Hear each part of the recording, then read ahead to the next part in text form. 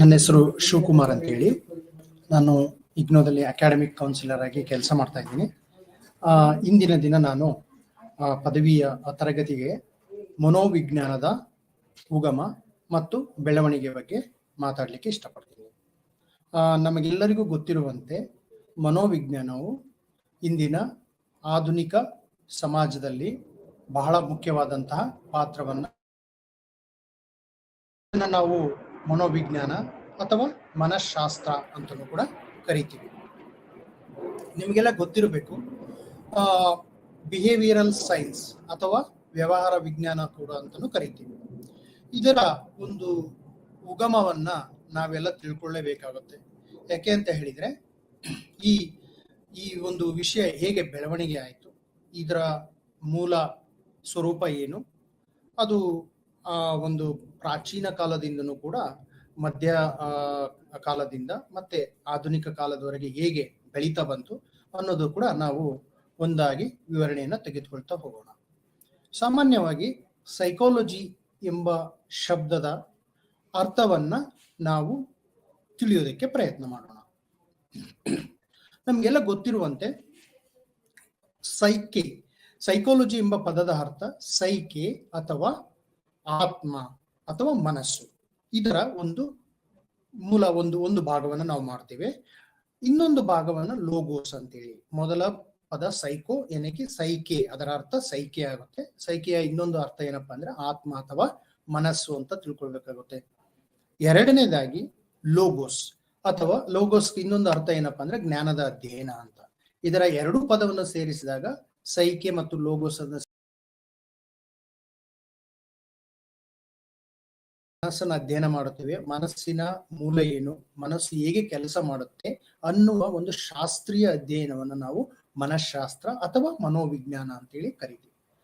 ನಾವು ಇದನ್ನ ಮನಃಶಾಸ್ತ್ರ ಅಂತಲೂ ಕೂಡ ಕರಿಬಹುದು ಅಥವಾ ಮನೋವಿಜ್ಞಾನ ಅಂತ ಏಕೆ ಕರಿತೀವಿ ಅಂದ್ರೆ, ಈ ಒಂದು ಮನಸ್ಸನ್ನ ಶಾಸ್ತ್ರೀಯವಾಗಿ ವೈಜ್ಞಾನಿಕವಾಗಿ ಅಧ್ಯಯನ ಮಾಡುವುದರಿಂದ ನಾವು ಇದನ್ನ ಮನಃಶಾಸ್ತ್ರ ಅಂತೇಳಿ ಕರಿತೀವಿ. ಸಾಮಾನ್ಯವಾಗಿ ನಮಗೆ ಗೊತ್ತಿರಬೇಕು, ಇವತ್ತು ಎಲ್ಲ ರಂಗಗಳಲ್ಲಿ, ಎಲ್ಲ ಕಾರ್ಯಕ್ಷೇತ್ರಗಳಲ್ಲಿ ಮನುಷ್ಯನ ವರ್ತನೆಗಳು, ಮಾನವನ ಎಲ್ಲಾ ರೀತಿಯ ವರ್ತನೆಗಳು ಒಂದಲ್ಲ ಒಂದು ಕ್ಷೇತ್ರದಲ್ಲಿ ನಮಗೆ ಸಹಾಯಕವಾಗಿವೆ. ಅಂದ್ರೆ ತಿಳ್ಕೊಳ್ಳೋದಿಕ್ಕೆ ಮಾನವನ ವರ್ತನೆ ಹೇಗಿರುತ್ತೆ ಅಂತ ಎಲ್ಲಾ ಕ್ಷೇತ್ರಗಳಲ್ಲೂ ನಾವು ತಿಳ್ಕೊಳಕ್ಕೆ ಒಂದು ಉತ್ಸಾಹಭರಿತವಾಗಿರುವುದನ್ನು ನೋಡ್ತೀವಿ ನಾವು. ಈಗ ಉದಾಹರಣೆಗೆ ನಮಗೆ ಒಂದು ಸಂಸ್ಥೆಯಲ್ಲಾಗಿರ್ಬೋದು ಅಥವಾ ಒಂದು ಶಾಲೆಯಲ್ಲಾಗಿರ್ಬೋದು ಅಥವಾ ಯಾವುದೇ ಫೀಲ್ಡ್ ಅಲ್ಲಿ ನೀವು ಯಾವುದೇ ಕ್ಷೇತ್ರದಲ್ಲಿ ನೀವು ತೆಗೆದುಕೊಂಡಾಗಲೂ ಕೂಡ ನಾವು ಯಾವಾಗಲೂ ಕೂಡ ಮನುಷ್ಯರ ಜೊತೆಗೆ ಅಧ್ಯಯನವನ್ನ ವರ್ತನೆಯನ್ನ ಮಾಡಬೇಕಾಗುತ್ತೆ. ಮನುಷ್ಯರ ಜೊತೆಗೆ ಮಾತಾಡಬೇಕಾಗ್ತದೆ. ಮನುಷ್ಯರ ಆಟಿಟ್ಯೂಡ್ ಅಥವಾ ಅವರ ದೃಷ್ಟಿಕೋನವನ್ನ ತಿಳ್ಕೊಳ್ಬೇಕಾಗ್ತದೆ. ಅವರ ವರ್ತನೆ ಹೇಗಿದೆ ಅಂತಕ್ಕಂಥದ್ದನ್ನ ತಿಳ್ಕೊಳ್ಬೇಕಾಗತ್ತೆ. ಸೊ ಹಾಗಾಗಿ ಈ ರೀತಿಯ ಅಧ್ಯಯನ ಕ್ಷೇತ್ರವನ್ನ ನಾವು ಅದರ ಮೂಲ ಸ್ವರೂಪವನ್ನ ತಿಳ್ಕೊಳ್ತಕ್ಕಂಥದ್ದು ಬಹಳ ಮುಖ್ಯ. ಇದರ ಕಾರ್ಯಕ್ಷೇತ್ರಗಳು ಏನಿದೆ, ಇದರ ಮುಂದಿನ ಸಾಧಕ ಬಾಧಕಗಳು ಏನಿದೆ ಅನ್ನೋದನ್ನ ನಾವು ಮುಂದೆ ಬರ್ತಕ್ಕಂಥ ಸ್ಲೈಡ್ಗಳಲ್ಲಿ ನೋಡೋಣ. ಮನೋವಿಜ್ಞಾನವು ಮಾನವನ ಮತ್ತು ಪ್ರಾಣಿಗಳ ವರ್ತನೆಯನ್ನು ಅಧ್ಯಯನ ಮಾಡುತ್ತದೆ. ನಮಗೆ ನೆನಪಿರಬೇಕು, ಮನೋವಿಜ್ಞಾನ ಅಥವಾ ಮನಃಶಾಸ್ತ್ರವು ಮಾನವನ ವರ್ತನೆ ಮತ್ತು ಪ್ರಾಣಿಗಳ ವರ್ತನೆಯನ್ನು ಕುರಿತಾಗಿ ಅಧ್ಯಯನ ಮಾಡುತ್ತೆ. ಮಾನವ ಅಂದ್ರೆ ನಾವು ಬುದ್ಧಿಜೀವಿ ಅಂತ ಏನ್ ಕರಿತೀವಿ, ನಮ್ಮ ಸುತ್ತಮುತ್ತಲಿನ ಸಮಾಜದಲ್ಲಿ ನಾವು ಹೇಗೆ ವರ್ತನೆಯನ್ನು ಮಾಡ್ತೇವೆ ಅಂತಕ್ಕಂಥದ್ದನ್ನ ನಾವು ಮಾನವನ ವರ್ತನೆ, ಹ್ಯೂಮನ್ ಬಿಹೇವಿಯರ್ ಅಂತ ಹೇಳಿ ಕರಿತೀವಿ. ಅದ್ರ ಜೊತೆಗೆ ನಮಗೆ ಗೊತ್ತಿರುವಂತೆ ಕೆಲವು ಪ್ರಾಣಿ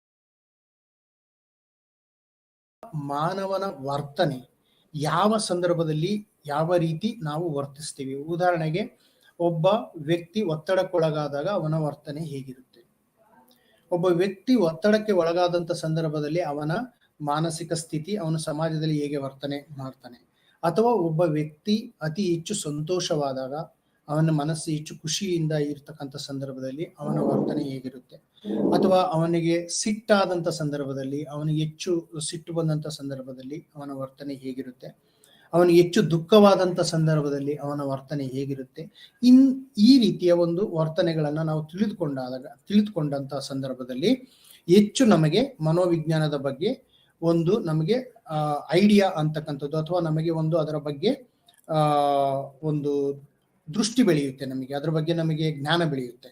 ಸೊ ಈ ರೀತಿಯ ವಿಶೇಷವಾದ ಸಂದರ್ಭಗಳಲ್ಲಿ ಮನೋವಿಜ್ಞಾನವನ್ನ ಅರಿತುಕೊಳ್ತಕ್ಕಂತಹ ತಿಳಿತಕ್ಕಂತಹ ಕೆಲಸವನ್ನ ಈ ಒಂದು ಮನೋವಿಜ್ಞಾನವು ಮಾಡುತ್ತೆ. ಅದರ ಜೊತೆಗೆ ನಾವು ಪ್ರಾಣಿಗಳ, ಆದರೆ ನಾಯಿ ಉದಾಹರಣೆಗೆ ನಾವು ಎಕ್ಸಾಂಪಲ್ಸ್ ಅನ್ನು ಕೊಡೋಣ. ಪ್ರಾಣಿಗಳ ವರ್ತನೆ ನಿಮಗೆ ವರ್ತನೆಯನ್ನು ಕೂಡ ಮಾಡ್ತೀವಿ ಅಂತ ಹೇಳಿದ್ರೆ, ನಮಗೆ ಇನ್ನೊಂದು ವಿಷಯ ನಮಗೆ ಗಮನ ಕೊಡಬೇಕು. ಈಗ ನಾವು ನಮ್ಮ ಉದಾಹರಣೆಯಲ್ಲಿ ನಮ್ಮ ಮನೆಗಳಲ್ಲೆಲ್ಲ ನಾವು ನಾಯಿಗಳನ್ನ ಸಾಕಿರ್ತೇವೆ, ಬೆಕ್ಕುಗಳನ್ನ ಸಾಕಿರ್ತೇವೆ. ಆ ನಾಯಿ ಮತ್ತು ಬೆಕ್ಕುಗಳು ವರ್ತನೆಯನ್ನು ಕೂಡ ನಮಗೆ ನಿಮಗೆ ತಿಳಿದಿರುವಂತೆ ಅವು ಎಷ್ಟೋ ನಾವು ಹೇಳಿದ ಮಾತುಗಳನ್ನು ಕೇಳ್ತಕ್ಕಂಥದ್ದು, ಮತ್ತೆ ಅವರ ಒಂದು ಸಂವೇದನೆ, ಮತ್ತೆ ಅವರಿಗೆ ಇರ್ತಕ್ಕಂಥ ಅಟೆನ್ಷನ್ ಅಂತ ಏನ್ ಕರಿತೀವಿ, ಅವರ ಧ್ಯಾನ, ನಾಯಿ ಎಷ್ಟು ಅಲರ್ಟ್ ಆಗಿರ್ತಕ್ಕಂಥದ್ದನ್ನ ನಾವು ದಿನನಿತ್ಯ ನೋಡ್ತೇವೆ. ಅದರಿಂದ ಏನು ನಮಗೆ ವಿಶೇಷವಾಗಿ ಅದರ ವರ್ತನೆಗಳನ್ನು ಗಮನಿಸಿದಾಗ ನಮಗೆ ಕೆಲವೊಂದು ವಿಷಯಗಳು ತುಂಬಾ ಮಹತ್ವವಾದ ಪಾತ್ರವನ್ನು ವಹಿಸುತ್ತವೆ. ಉದಾಹರಣೆಗೆ ನಾನು ಇನ್ನೊಂದು ವಿಷಯನ ಹೇಳಕ್ ಇಷ್ಟಪಡ್ತೀನಿ. ಹೇಗೆ ನಾವು ಸೈಕಾಲಜಿಯಲ್ಲಿ ಅಥವಾ ಮನೋವಿಜ್ಞಾನದಲ್ಲಿ ಪ್ರಾಣಿಗಳ ಒಂದು ಹೆಲ್ಪ್ ಅನ್ನು ತಗೋಬಹುದು ಅನ್ನೋದಕ್ಕೆ ನಿಮಗೆ ಫಾರೆನ್ಸಿಕ್ ಅಥವಾ ಅಪರಾಧ ಪತ್ತೆ ಮಾಡುವಲ್ಲಿ ಪೊಲೀಸ್ ಅವರು ನಾಯಿಗಳನ್ನು ಉಪಯೋಗಿಸ್ತಕ್ಕಂಥದ್ದನ್ನ ನಿಮಗೆ ನೀವೆಲ್ಲ ನೋಡಿರ್ತೀರಾ. ಅದು ಹೆಚ್ಚು ಅವರಿಗೆ ಅಂದ್ರೆ ಇಂದ್ರಿಯಗಳನ್ನ ಗ್ರಹಿಸ್ತಕ್ಕಂಥ, ಕೆಲವೊಂದು ವಿಷಯಗಳನ್ನ ತುರ್ತಾಗಿ ಗ್ರಹಿಸ್ತಕ್ಕಂಥ, ಅಪರಾಧವನ್ನು ಪತ್ತೆ ಹಚ್ಚುವಲ್ಲಿ ನಾಯಿ ಮಾಡ್ತಕ್ಕಂಥ ಒಂದು ಕೆಲಸವನ್ನ ಎಲ್ಲರೂ ತಿಳಿದಿರ್ತಕ್ಕಂಥದ್ದು. ಸೊ ಈ ರೀತಿ ಇದ್ದಾಗ ಮನೋವಿಜ್ಞಾನವು ಕೇವಲ ಮಾನವನ ವರ್ತನೆ ಅಲ್ಲದೆ ಪ್ರಾಣಿಗಳ ವರ್ತನೆಯನ್ನು ಕೂಡ ತಕ್ಕ ಮಟ್ಟಿಗೆ, ಅಂದ್ರೆ ಕೆಲವು ಮುಖ್ಯವಾದ ನಮಗೆ ತಿಳಿದಿರುವ ಪ್ರಾಣಿಗಳನ್ನು ನಾವು ಇಲ್ಲಿವರೆಗೂ ಎಕ್ಸ್ಪ್ಲೋರ್ ಮಾಡಿದೀವಿ. ಆದ್ರೆ ಇನ್ನೂ ಕೆಲವು ನಮಗೆ ಗೊತ್ತೇ ಇರದೇ ಇರತಕ್ಕಂಥ ಪ್ರಾಣಿಗಳು ಕೂಡ ಇದಾವೆ. ಅದ್ರ ಬಗ್ಗೆನೂ ಕೂಡ ಅಧ್ಯಯನವನ್ನ ಮಾಡಬೇಕಾಗುತ್ತೆ. ಸೊ ಹಾಗಾಗಿ ಮನುಷ್ಯನ ವರ್ತನೆ, ಮನುಷ್ಯ ಅಂದ್ರೆ ಇವತ್ತು ಬುದ್ಧಿವಂತ ಪ್ರಾಣಿ. ಎಲ್ಲಾ ಒಂದು ಪ್ರಾಣಿಗಳಿಗೂ ಹೋಲಿಸಿದ್ರು ಕೂಡ ಮನುಷ್ಯನ ಮೆದುಳು, ಮನುಷ್ಯನ ಮೈಂಡ್ ಅಂತ ಏನ್ ಕರಿತೀವಿ, ಅದು ತುಂಬಾ ವಿಕಾಸವಾಗಿರೋದ್ರಿಂದ ಮನುಷ್ಯನ ವರ್ತನೆಯು ತುಂಬಾ ಸಂಕೀರ್ಣವಾಗಿರ್ತಕ್ಕಂಥದ್ದು. ಆಗ ಆ ಸಂಕೀರ್ಣವಾದಂತ ವರ್ತನೆಯನ್ನ ಆದಷ್ಟು ನಾವು ಅರ್ಥ ಮಾಡ್ಕೊಳ್ಳೋಕೆ ಪ್ರಯತ್ನ ಮಾಡಬೇಕು. ಹಾಗಾಗಿ ಇದು ಒಂದು ನಮಗೆ ಬಹಳ ಮುಖ್ಯವಾದಂತ ಪಾತ್ರವನ್ನ ವಹಿಸುತ್ತದೆ. ಸೊ ಹಾಗಾಗಿ ಇದರ ಮುಖ್ಯ ಉದ್ದೇಶ ಏನಪ್ಪಾ ಅಂತ ಹೇಳಿದ್ರೆ, ಮನೋವಿಜ್ಞಾನದ ಮಾನವನ ಮತ್ತು ಪ್ರಾಣಿಗಳ ವರ್ತನೆಯನ್ನು ಅಧ್ಯಯನ ಮಾಡುತ್ತದೆ. ಇದರ ಮೂಲ ವಸ್ತು ಯಾವುದು ಅಂತ ನಾವು ಕ್ವಶನ್ ಕೇಳೋದಾದ್ರೆ, ಮನಃಶಾಸ್ತ್ರದ ವಿಷಯ ವಸ್ತು ಯಾವುದು? ಮನಃಶಾಸ್ತ್ರದ ಅತ್ಯಂತ ಪ್ರಮುಖ ವಿಷಯ ವಸ್ತು ಏನಪ್ಪಾ ಅಂತ ಹೇಳಿದ್ರೆ ಮಾನಸಿಕ ಕ್ರಿಯೆ ಅಥವಾ ಮೆಂಟಲ್ ಪ್ರೊಸೀಜರ್ ಅಂತ ಕರೀಬಹುದು. ಮೆಂಟಲ್ ಇಮೇಜ್ ಇಂದ ನಾವು ಸಾಮಾನ್ಯವಾಗಿ ಅದನ್ನ ತಿಳ್ಕೊಳ್ಬಹುದಾಗಿದೆ. ಈ ಮಾನಸಿಕ ಕ್ರಿಯೆ ಅಥವಾ ಮೆಂಟಲ್ ಪ್ರೊಸೀಜರ್ ಏನಿದೆ, ನಾವು ಹೇಗೆ ಥಿಂಕ್ ಮಾಡ್ತೀವಿ ಅಂತಕ್ಕಂಥದ್ದನ್ನ ಅದನ್ನು ಕೂಡ ನಾವು ಒಂದಾಗಿ ಒಂದು ನಂತರ ನಾವು ಅದ್ರ ಬಗ್ಗೆ ಮಾತಾಡೋಣ.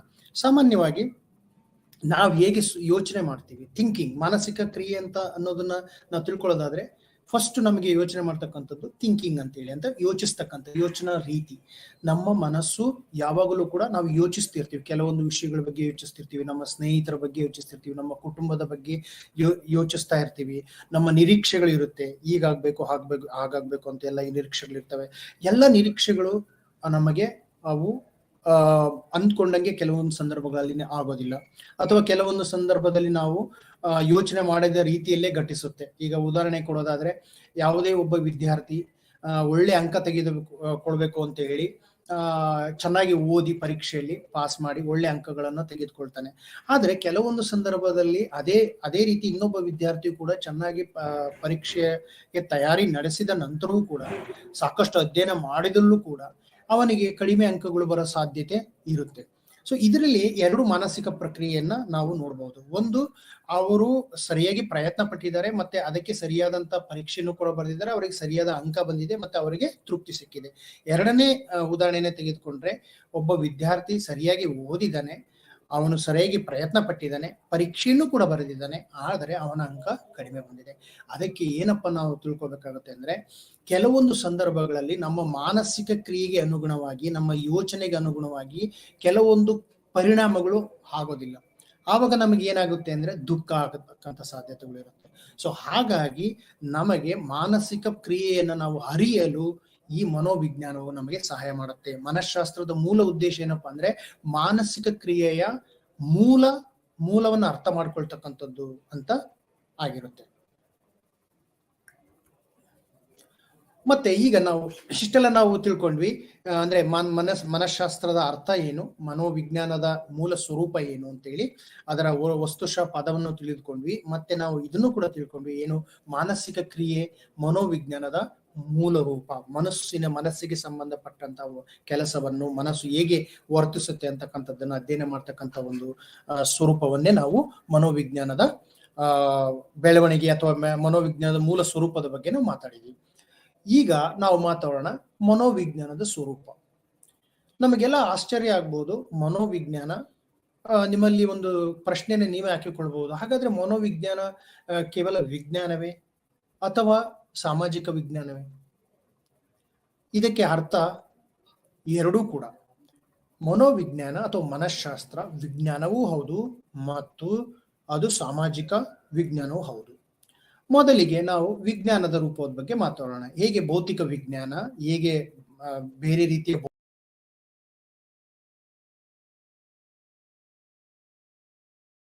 ನಾವು ಕೂಡ ಒಂದು ಭೌತಿಕ ವಿಜ್ಞಾನದ ರೂಪದಲ್ಲಿ ಅಧ್ಯಯನ ಮಾಡುತ್ತೆ. ಹೇಗೆ ಅಂತ ನಾವು ಒಂದೊಂದಾಗಿ ಯೋಚನೆ ಮಾಡೋಣ.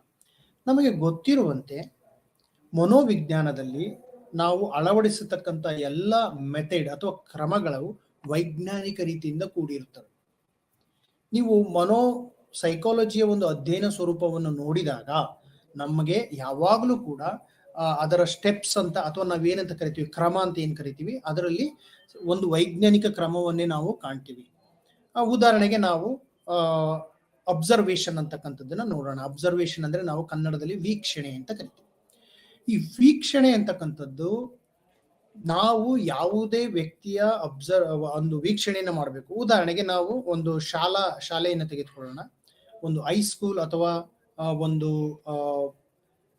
ಪ್ರೈಮರಿ ಶಾಲೆ ಆಗಿರ್ಬೋದು. ಪ್ರೈಮರಿ ಶಾಲೆಯಲ್ಲಿ ಮಕ್ಕಳು ಹೇಗೆ ವರ್ತಿಸ್ತಾರೆ ಅಂತಕ್ಕಂಥದ್ದನ್ನ ನಾವು ನೋಡೋದಾದ್ರೆ ನಾವು ಹೇಗೆ ಅವರ ವರ್ತನೆಯನ್ನು ತಿಳಿದುಕೊಳ್ಬಹುದು ಅಂತ ಹೇಳಿದ್ರೆ ವೀಕ್ಷಣಾ ವಿಧಾನವು ಅತ್ಯಂತ ಮಹತ್ವದ್ದಾಗಿದೆ. ಹೇಗೆ ನಾವು ವೀಕ್ಷಣೆಯನ್ನು ಮಾಡಬಹುದು, ಮಕ್ಕಳು ಹೇಗೆ ವರ್ತಿಸ್ತಾ ಇರ್ತಾರೆ, ಅವರ ಆಕ್ಟಿವಿಟೀಸ್ ಹೇಗಿದೆ, ಶಾಲೆಯಲ್ಲಿ ಶಿಕ್ಷಕರು ಇದ್ದಾಗ ಮಕ್ಕಳು ಹೇಗೆ ವರ್ತನೆಯನ್ನು ಮಾಡ್ತಾರೆ, ಶಾಲೆಯಲ್ಲಿ ಶಿಕ್ಷಕರು ಇಲ್ಲದೆ ಇರ್ತಕ್ಕಂಥ ಸಂದರ್ಭದಲ್ಲಿ ಮಕ್ಕಳು ಹೇಗೆ ವರ್ತನೆಯನ್ನು ಮಾಡ್ತಾರೆ ಅಂತಕ್ಕಂಥದ್ದು ಕೂಡ ಬಹಳ ಮುಖ್ಯವಾದ ಪಾತ್ರ ವಹಿಸುತ್ತೆ.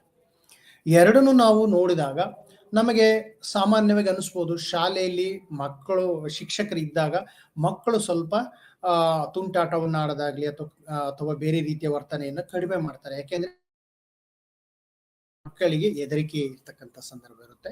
ಕೆಲವೊಂದು ಅವರು ತುಂಟಾಟ ಆಡ್ತಕ್ಕಂಥದ್ದಾಗ್ಲಿ ಅಥವಾ ಬೇರೆ ರೀತಿಯ ವರ್ತನೆಗಳನ್ನ ಅವರು ಸಾಮಾನ್ಯವಾಗಿ ಆಡೋದಿಲ್ಲ. ಯಾಕೆ ಅಂದ್ರೆ ಅವರಿಗೆ ಶಿಕ್ಷಕರ ಮೇಲಿನ ಭಯ ಇರುತ್ತೆ.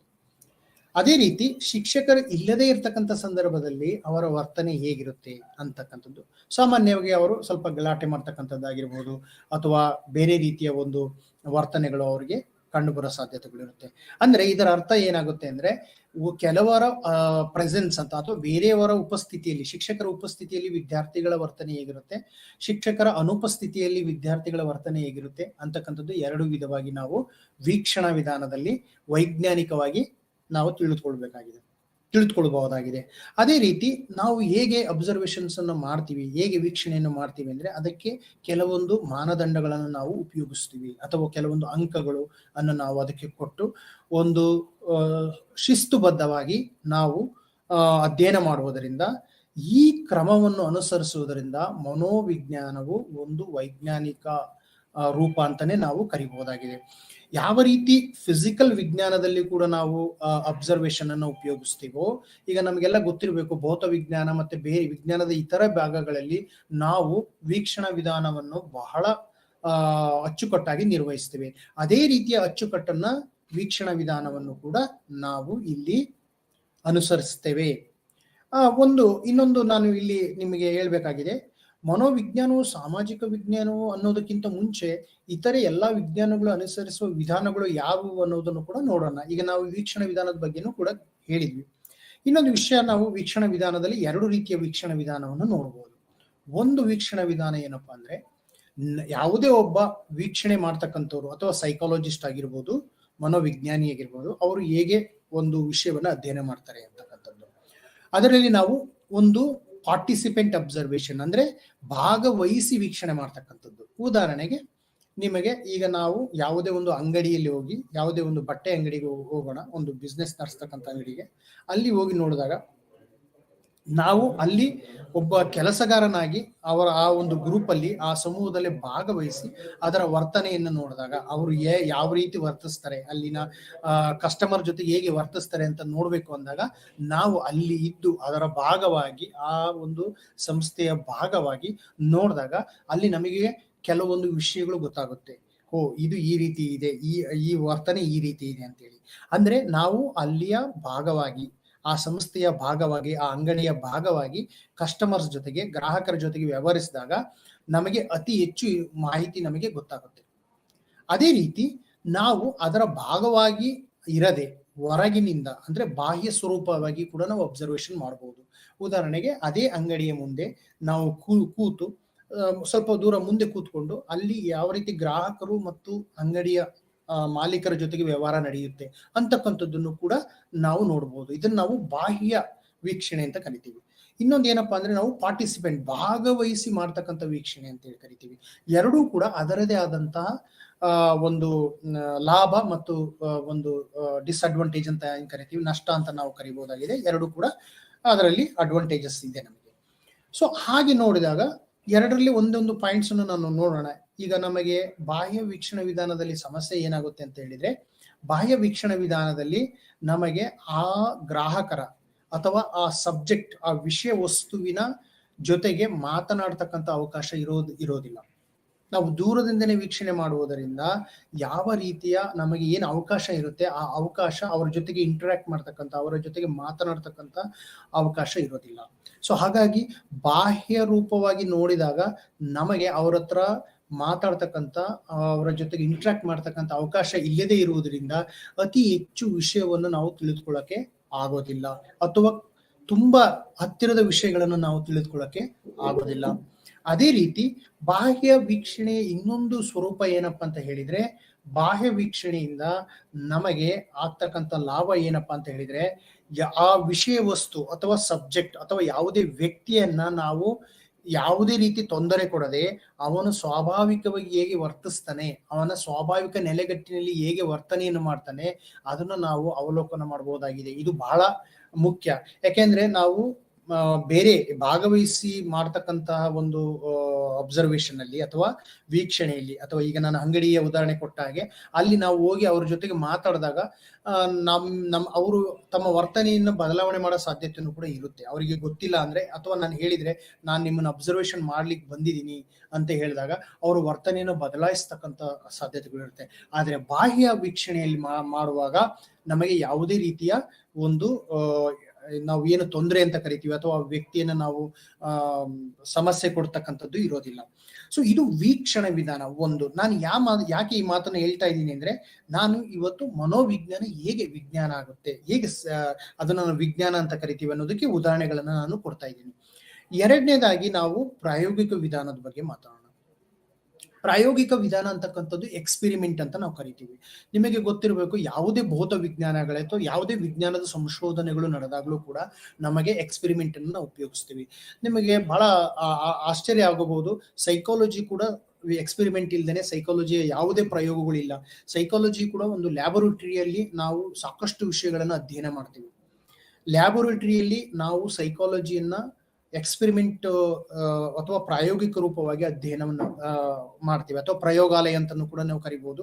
ಆ ಪ್ರಯೋಗಾಲಯದಲ್ಲಿ ಮುಖ್ಯವಾದಂತಹ ಸಾಮಾನ್ಯ ಮನೋವಿಜ್ಞಾನವನ್ನ ನಾವು ಅಧ್ಯಯನ ಮಾಡ್ತೀವಿ. ಉದಾಹರಣೆಗೆ ನಾವು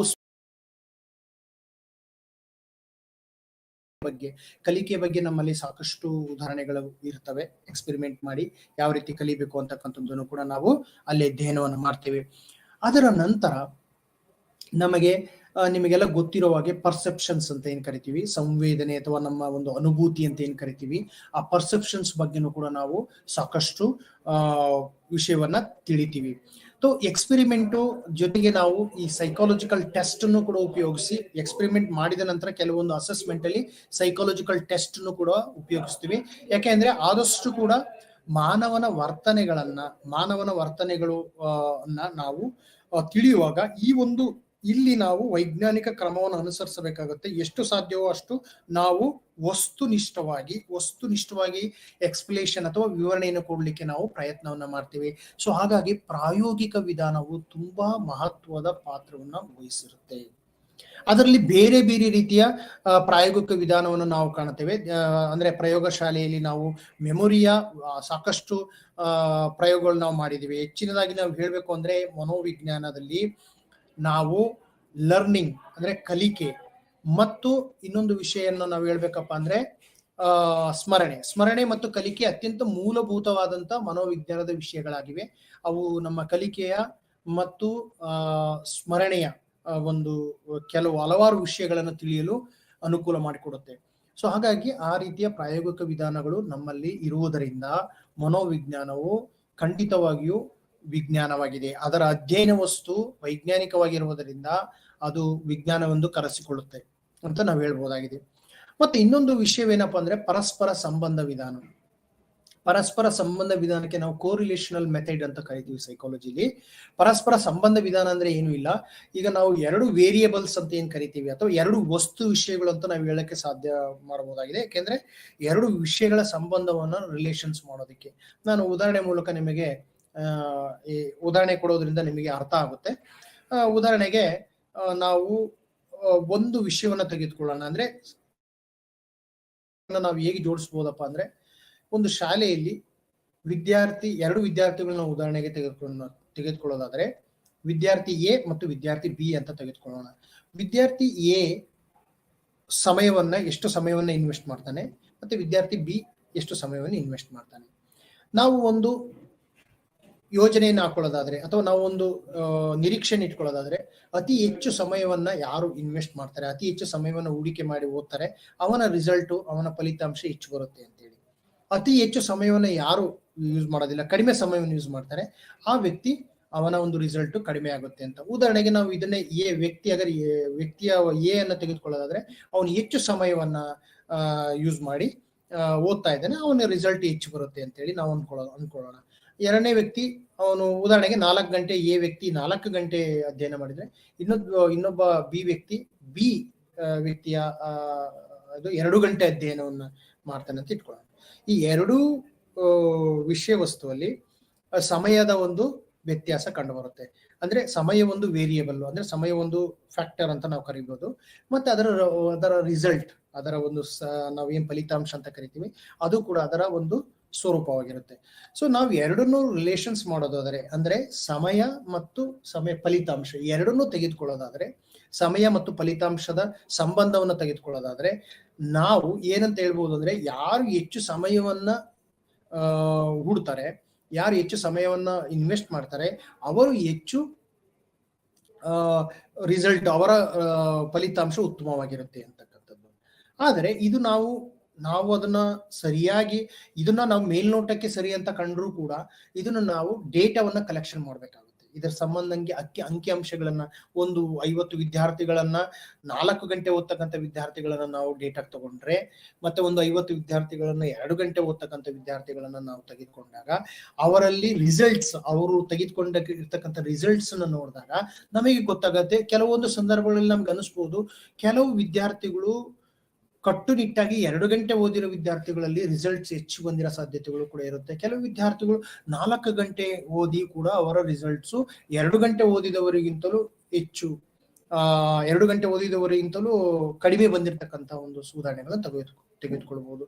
ಇದರ ಅರ್ಥ ಏನಾಗುತ್ತೆಪ್ಪ ಅಂದ್ರೆ ಕೇವಲ ನಮಗೆ ಎಷ್ಟು ಗಂಟೆ ಓದಿದೀವಿ ಅಂತಕ್ಕಂಥದ್ದು ಫ್ಯಾಕ್ಟರ್ ನಮಗೆ ಬಹಳ ಮುಖ್ಯ ಆಗೋದಿಲ್ಲ, ನಾವು ಹೇಗೆ ಓದಿದೀವಿ ಅಂತಕ್ಕಂಥ ವಿಷಯಗಳು ಕೂಡ ಬಹಳ ಮುಖ್ಯವಾಗುತ್ತೆ. ಸೊ ಹಾಗಾಗಿ ಪರಸ್ಪರ ಸಂಬಂಧ ವಿಧಾನದಲ್ಲಿ ನಾವು ಈ ರೀತಿಯ ಎರಡೂ ಸಬ್ಜೆಕ್ಟ್ ಅಥವಾ ವಿಷಯ ವಸ್ತುಗಳನ್ನ ನಾವು ಅಧ್ಯಯನ ಮಾಡ್ತೀವಿ. ಹಾಗಾಗಿ ಇದು ಬಹಳ ಮುಖ್ಯವಾದಂತ ಪಾತ್ರವನ್ನ ವಹಿಸುತ್ತೆ. ಇದು ಕೂಡ ನಮಗೆ ಬೇರೆ ಭೌತ ವಿಜ್ಞಾನಗಳಲ್ಲಿ ಹೇಗೆ ನಾವು ಅಧ್ಯಯನ ಮಾಡ್ತೀವಿ ಕೋರಿಲೇಷನ್ ಮೆಥಡ್ ಅನ್ನ ಅಥವಾ ಪರಸ್ಪರ ಸಂಬಂಧ ವಿಧಾನವನ್ನ, ಆ ಪರಸ್ಪರ ಸಂಬಂಧ ವಿಧಾನವನ್ನ ನಾವು ವೈಜ್ಞಾನಿಕ ರೂಪದಲ್ಲಿ ಅಧ್ಯಯನ ಮಾಡ್ತೇವೆ. ಸೊ ಹಾಗಾಗಿ ನಾವು ಇನ್ನೊಮ್ಮೆ ಅದನ್ನ ಮಾತು ಹೇಳೋದಾದ್ರೆ, ಮನೋವಿಜ್ಞಾನವು ಏಕೆ ವಿಜ್ಞಾನ ಅಂತ ಹೇಳೋದಾದ್ರೆ ವೀಕ್ಷಣ ವಿಧಾನವನ್ನು ಕೂಡ ಅನುಸರಿಸುತ್ತೆ. ಯಾವ ಮೊದಲ ಭೌತ ವಿಜ್ಞಾನಗಳು ಹೇಗೆ ರಸಾಯನಶಾಸ್ತ್ರ ಆಗಿರ್ಬೋದು, ಜೀವಶಾಸ್ತ್ರ ಆಗಿರ್ಬೋದು, ಅದೇ ರೀತಿ ಇದರಲ್ಲಿ ಮನೋವಿಜ್ಞಾನದಲ್ಲಿ ಅಧ್ಯಯನ ಮಾಡ್ತಕ್ಕಂಥ ಕ್ರಮವನ್ನ ವೀಕ್ಷಣ ವಿಧಾನ ಅಂತ ಕರಿತೀವಿ, ಅತ್ಯಂತ ಮೂಲಭೂತವಾಗಿ. ಮತ್ತೆ ಅದರ ನಂತರ ಪ್ರಾಯೋಗಿಕ ವಿಧಾನ ಅಂತ ಕರಿತೀವಿ, ಎಕ್ಸ್ಪೆರಿಮೆಂಟ್. ನಾವು ಸೈಕಾಲಜಿ ಯಾವಾಗಲೂ ಕೂಡ ಎಕ್ಸ್ಪೆರಿಮೆಂಟ್ ಮೇಲೆ ವಿಶ್ವಾಸ ಇಡುತ್ತೆ ಅಂತಕ್ಕಂಥದ್ದನ್ನು ನಾವು ಗಮನದಲ್ಲಿಡಬೇಕು. ಆಮೇಲೆ ಪರಸ್ಪರ ಸಂಬಂಧ ವಿಧಾನವೂ ಕೂಡ ಇರೋದ್ರಿಂದ ಇದು ಅತ್ಯಂತ ಮುಖ್ಯವಾಗಿ ನಮಗೆ ಭೌತ ವಿಜ್ಞಾನ ಅಂತ ನಾವು ಕರಿಬಹುದಾಗಿದೆ. ಭೌತ ವಿಜ್ಞಾನದ ರೀತಿಯಲ್ಲೇ ಇದು ಕೆಲಸ ಮಾಡುತ್ತೆ. ಹಾಗಾಗಿ ಇದು ಕೂಡ ಮನೋವಿಜ್ಞಾನವು ಕೂಡ ಒಂದು ವಿಜ್ಞಾನದ ಸ್ತರಕ್ಕೆ ನಾವು ಕರಿಬಹುದಾಗಿದೆ, ಅಥವಾ ವಿಜ್ಞಾನದ ಸ್ತರ ಅಂತ ನಾವು ಹೇಳ್ಬೋದಾಗಿದೆ. ಈಗ ನಾವು ಮೊದಲೇ ಹೇಳಿದಾಗೆ ವೀಕ್ಷಣ ವಿಧಾನ, ನಾನು ಮೊದಲೇ ಇದು ವೀಕ್ಷಣ ವಿಧಾನದ ಬಗ್ಗೆ ಎಕ್ಸ್ಪ್ಲೇಷನ್ ಮಾಡಿದ್ದೇನೆ. ಅದರ ಮುಂದೆ ಹೋಗೋಕ್ಕಿಂತ ಮುಂಚೆನೂ ಕೂಡ ನಮ್ಗೆ ಇನ್ನೊಂದು ವಿಷಯನ ನಾನು ನಿಮಗೆ ಹೇಳಕ್ಕೆ ಇಷ್ಟಪಡ್ತೀನಿ. ಸಾಮಾನ್ಯವಾಗಿ ನಮಗೆ ಗೊತ್ತಿರುವಂತೆ ಈ ವಿಜ್ಞಾನ ಅಂತಕ್ಕಂಥದ್ದನ್ನು ನಾವು ಹೇಳಿದ್ವಿ. ಅದೇ ರೀತಿ ಮನೋವಿಜ್ಞಾನವು ಸಾಮಾಜಿಕ ವಿಜ್ಞಾನವೂ ಕೂಡ ಆಗಿದೆ. ಸಾಮಾಜಿಕ ವಿಜ್ಞಾನ ಹೇಗಾಗಿದೆ ಅಂತ ಹೇಳಿದ್ರೆ, ನಮಗೆಲ್ಲ ಗೊತ್ತಿರುವಂತೆ ಸಾಮಾನ್ಯವಾಗಿ ನಾವು ಯಾವುದೇ ರೀತಿಯ ಒಂದು ಅಧ್ಯಯನ ಮಾಡುವಾಗ ನಮ್ಮ ಮೂಲ ವಸ್ತು ಮನುಷ್ಯನೇ ಆಗಿದ್ದಾನೆ ಮತ್ತು ಸಮಾಜ. ಮಾನವ ಸಮಾಜವನ್ನು ಅಧ್ಯಯನ ಮಾಡುವುದರಿಂದ ನಮ್ಮ ಮನೋವಿಜ್ಞಾನದ ವಿಷಯ ವಸ್ತು ಏನು ಅಂದ್ರೆ ಮನುಷ್ಯ ಮತ್ತು ಮನುಷ್ಯನ ವರ್ತನೆ, ಪ್ರಾಣಿ ಮತ್ತು ಸಾಮಾಜಿಕ ವಾತಾವರಣ, ಸುತ್ತಮುತ್ತಲಿನ ಸಾಮಾಜಿಕ ವಾತಾವರಣ, ಸೈಕೋಸೋಷಿಯಲ್ ಎನ್ವೈರನ್ಮೆಂಟ್ ಅಂತ ಕರಿತೀವಿ.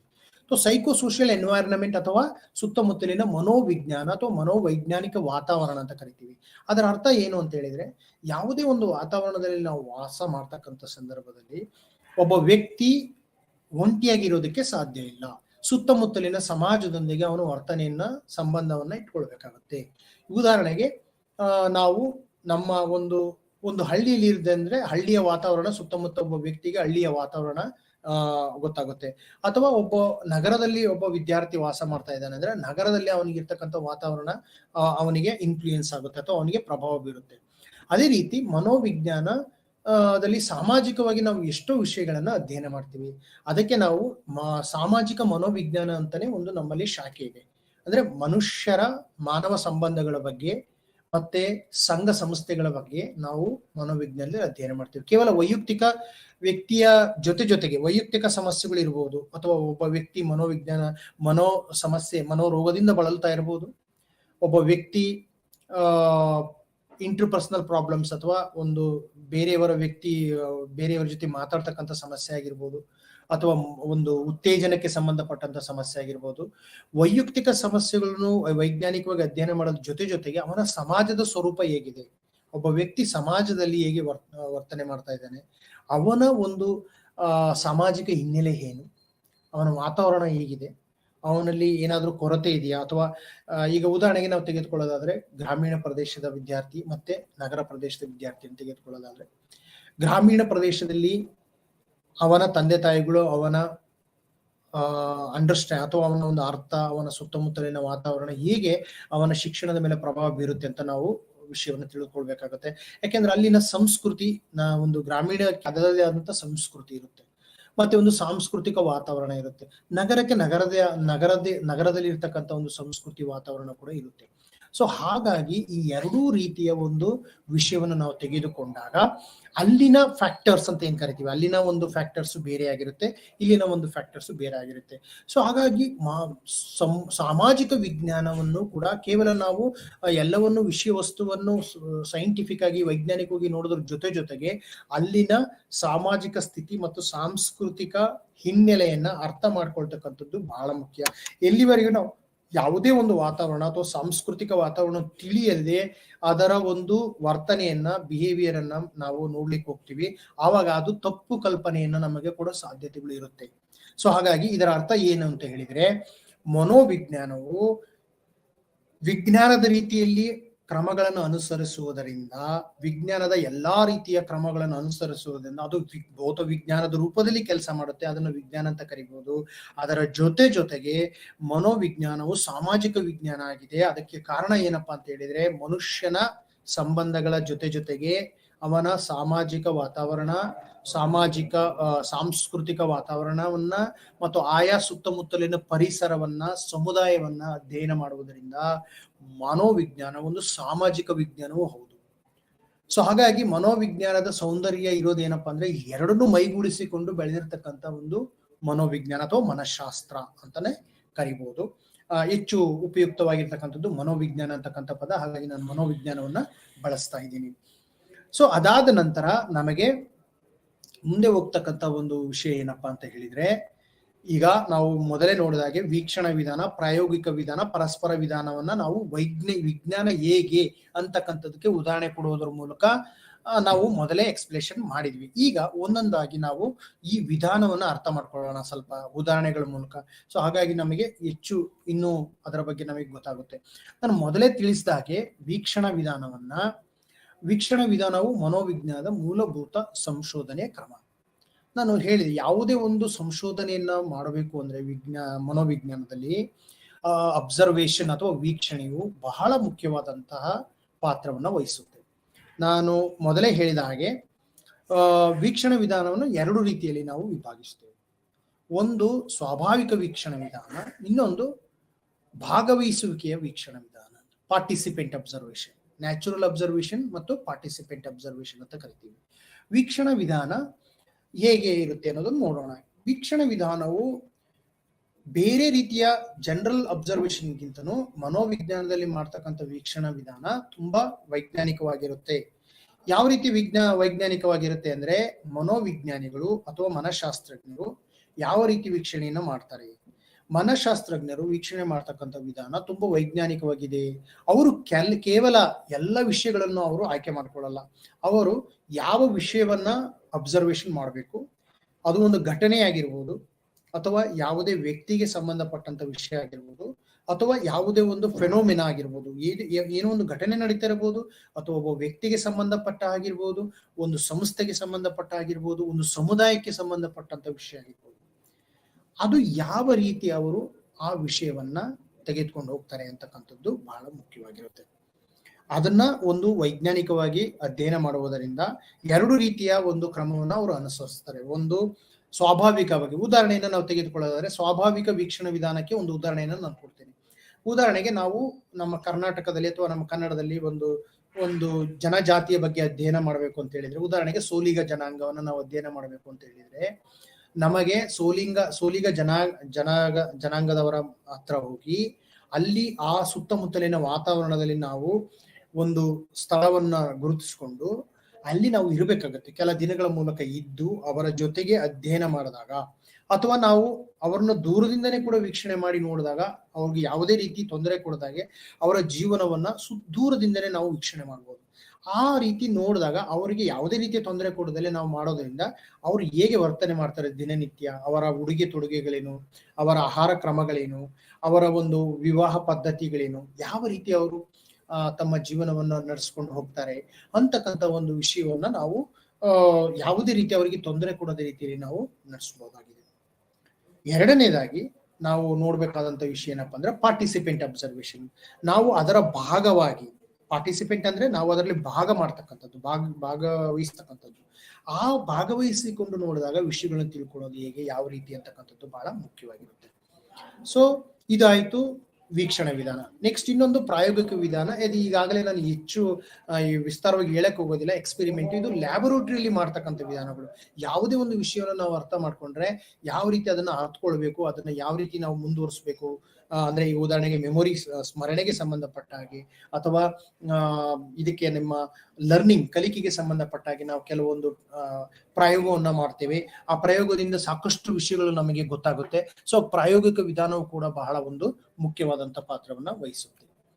ನೆಕ್ಸ್ಟ್ ನಾವು ಪರಸ್ಪರ ಸಂಬಂಧ ವಿಧಾನ. ನಾನು ಮೊದಲೇ ಹೇಳಿದ್ದೀನಿ, ಕೋರಿಲೇಷನ್ಸ್ ಬಹಳ ಮುಖ್ಯವಾದಂತ ಒಂದು ಸಂಶೋಧನಾ ವಿಧಾನ. ಬಹಳ ಸುಲಭವಾದಂತ ಮತ್ತೆ ಸರಳವಾದಂತ ಸಾಕಷ್ಟು ಒಂದು ವಿಷಯವನ್ನ ನಮಗೆ ಇದು ವಿಷಯವನ್ನ ಕಂಪ್ಯಾರಿಟಿವ್ ಸ್ಟಡಿ ಅಂತ ಮಾಡಬಹುದು ಕೂಡ, ತೌಲನಿಕ ಅಧ್ಯಯನ ಅಂತ ಕರಿತೀವಿ, ಅದನ್ನು ಕೂಡ ಮಾಡ್ಲಿಕ್ಕೆ ಅನುಕೂಲ ಆಗುತ್ತೆ. ಹಾಗಾಗಿ ಪರಸ್ಪರ ಸಂಬಂಧ ವಿಧಾನವು ಕೂಡ ಬಹಳ ಮುಖ್ಯವಾದಂತ ಪಾತ್ರವನ್ನ ವಹಿಸುತ್ತೆ. ಸೊ ನೆಕ್ಸ್ಟ್ ನಾವು ನೋಡೋದಾದ್ರೆ ಮನೋವಿಜ್ಞಾನದ ವಿಷಯ ವ್ಯಾಪ್ತಿ. ಮನೋವಿಜ್ಞಾನದ ಮೊದಲೇ ಹೇಳಿದಾಗೆ ನಿಮಗೆ ಒಂದು ವಿಷಯವನ್ನು ಹೇಳ್ಬೇಕು ಅಂದ್ರೆ, ಮನೋವಿಜ್ಞಾನದ ವಿಷಯ ವ್ಯಾಪ್ತಿ ತುಂಬಾ ವಿಸ್ತಾರವಾದದ್ದಾಗಿದೆ. ಕೇವಲ ಮಾನಸಿಕ ಸಮಸ್ಯೆಗಳಲ್ಲದೆ ಹಲವಾರು ಕ್ಷೇತ್ರಗಳಲ್ಲಿ ಮನೋವಿಜ್ಞಾನದ ಉಪಯುಕ್ತತೆಯನ್ನು ಕಾಣಬಹುದಾಗಿದೆ. ಉದಾಹರಣೆಗೆ ಕ್ರೀಡಾ ಮನೋವಿಜ್ಞಾನ ಅಥವಾ ಕೈಗಾರಿಕಾ ಮನೋವಿಜ್ಞಾನ. ಈಗ ನಾನು ಮೊದಲೇ ಹೇಳಿದಾಗೆ ನಿಮಗೆ ಮನೋವಿಜ್ಞಾನದ ವಿಷಯವು ಕೇವಲ ಮಾನಸಿಕ ಸಮಸ್ಯೆಗಳೇ ಅಲ್ಲ. ಮಾನಸಿಕ ಸಮಸ್ಯೆಗಳಲ್ಲಿ ಬೇರೆ ಬೇರೆ ರೀತಿಯ ಮಾನಸಿಕ ಸಮಸ್ಯೆಗಳು ಇದೆ. ಸಾಮಾನ್ಯವಾಗಿ ಸಣ್ಣ ಪ್ರಮಾಣದ ಮಾನಸಿಕ ಸಮಸ್ಯೆಗಳು ಅಥವಾ ಸಿವಿಯರ್ ಆಗಿರ್ತಕ್ಕಂಥ ದೊಡ್ಡ ಪ್ರಮಾಣದ ಮಾನಸಿಕ ಸಮಸ್ಯೆಗಳು ಆಗಿರ್ಬೋದು. ಅದರ ಜೊತೆಗೆ ಮನೋವಿಜ್ಞಾನದ ಒಂದು ಅಪ್ಲಿಕೇಶನ್ಸ್ ಅಂತ ಏನ್ ಕರಿತೀವಿ ಅಥವಾ ಮನೋವಿಜ್ಞಾನದ ಒಂದು ಉಪಯುಕ್ತತೆ ಬೇರೆ ಬೇರೆ ಕ್ಷೇತ್ರಗಳಿಗೂ ಹೋಗಿದೆ. ಇವತ್ತು ನಾವು ಆಟ ಆಡಬೇಕು ಅಂದ್ರೆ, ರಾಷ್ಟ್ರೀಯ ಮಟ್ಟದಲ್ಲಿ ನಾವು ಆಟ ಆಡಿ ಗೆಲ್ಲಬೇಕು, ಅಂತಾರಾಷ್ಟ್ರೀಯ ಮಟ್ಟದಲ್ಲಿ ಆಡಿ ಗೆಲ್ಲಬೇಕು ಅಂದ್ರೆ ಕೆಲವು ವಿಜ್ಞಾನದ ವಿಜ್ಞಾನಿಗಳ ಸಲಹೆಗಳನ್ನ, ಮನಃಶಾಸ್ತ್ರದ ಸಲಹೆಗಳನ್ನ ತಿಳಿದುಕೊಂಡಾಗ ನಾವು ಹೆಚ್ಚು ಕಾನ್ಫಿಡೆನ್ಸ್ ಆಗಿ ಅಥವಾ ಆತ್ಮವಿಶ್ವಾಸದಿಂದ ಆಡಬಹುದಾಗಿದೆ. ಅದೇ ರೀತಿ ಕೈಗಾರಿಕಾ ಮನೋವಿಜ್ಞಾನ ಅಥವಾ ಸಾಂಸ್ಥಿಕ ಮನೋವಿಜ್ಞಾನ, ಆರ್ಗನೈಸೇಷನಲ್ ಸೈಕಾಲಜಿ ಅಂತ ಕರಿತೀವಿ. ಅಲ್ಲೂ ಕೂಡ ಒಂದು ಸಂಸ್ಥೆ ಹೇಗೆ ಬೆಳಿಬೇಕು, ಏನಾದ್ರೂ ಒಂದು ಸಮಸ್ಯೆಗಳಿದೆ ಅಥವಾ ಎಂಪ್ಲಾಯೀಸ್ ಅಲ್ಲಿ ಏನಾದ್ರೂ ಒಂದು ಸಮಸ್ಯೆಗಳಿದೆ ಅಥವಾ ಭರ್ತಿ ರಿಕ್ರೂಟ್ಮೆಂಟ್ ಅಂತ ಏನ್ ಕರಿತೀವಿ, ಅಲ್ಲೂ ಕೂಡ ಏನಾದ್ರೂ ಸಮಸ್ಯೆಗಳಿದೆ ಅಂತಕ್ಕಂಥದ್ದು ನಾವು ಗಮನಿಸಿ ಆ ವಿಷಯವನ್ನ ಅಧ್ಯಯನ ಮಾಡ್ತೀವಿ. ಈ ಒಂದು ವಿಷಯದಲ್ಲಿ ನಾವು ಹೆಚ್ಚು ಅಧ್ಯಯನ ಮಾಡಿರ್ತಕ್ಕಂಥ ಸೈಕಾಲಜಿಸ್ಟ್ ಅಥವಾ ಮನೋವಿಜ್ಞಾನಿಗಳು ಅದಕ್ಕೆ ಸಂಬಂಧಪಟ್ಟಂತ ಸಲಹೆಗಳನ್ನ ಕೊಡ್ತಾರೆ. ಸೊ ಹಾಗಾಗಿ ಇದರ ವ್ಯಾಪ್ತಿ ತುಂಬಾ ಹೆಚ್ಚಿದೆ ಅಂತ ನಾವು ಹೇಳ್ಬೋದಾಗಿದೆ. ಸೊ ಮನೋವಿಜ್ಞಾನದ ವಿಷಯ ವ್ಯಾಪ್ತಿ ಇವತ್ತು ಸುಮಾರು ನೀವು ಬೇರೆ ಬೇರೆ ರೀತಿಯನ್ನ ಹೇಳ್ಬೇಕು ಅಂದ್ರೆ ನಾವು ಆಟಕ್ಕೆ ಸಂಬಂಧಪಟ್ಟ ಆಗಿರ್ಬೋದು, ಆರ್ಗನೈಸೇಷನಲ್ ಸೈಕಾಲಜಿ ಆಗಿರ್ಬೋದು, ಮತ್ತೆ ಸ್ಪೇಸ್ ಸೈಕಾಲಜಿ ಅಂತ ಕರಿತೀವಿ, ಬಾಹ್ಯಾಕಾಶಕ್ಕೆ ಸಂಬಂಧಪಟ್ಟಂತ ಕ್ಷೇತ್ರಗಳನ್ನು ಕೂಡ ಅಧ್ಯಯನ ಮಾಡ್ತಾ ಇದೀವಿ. ಮಿಲಿಟರಿ ಸೈಕಾಲಜಿ, ಮಿಲಿಟರಿ ಮನೋವಿಜ್ಞಾನಕ್ಕೆ ಸಂಬಂಧಪಟ್ಟಂತ ಸಾಕಷ್ಟು ಸಲಹೆಗಳನ್ನು ನಾವು ಕೊಡ್ತಾ ಇದ್ದೀವಿ.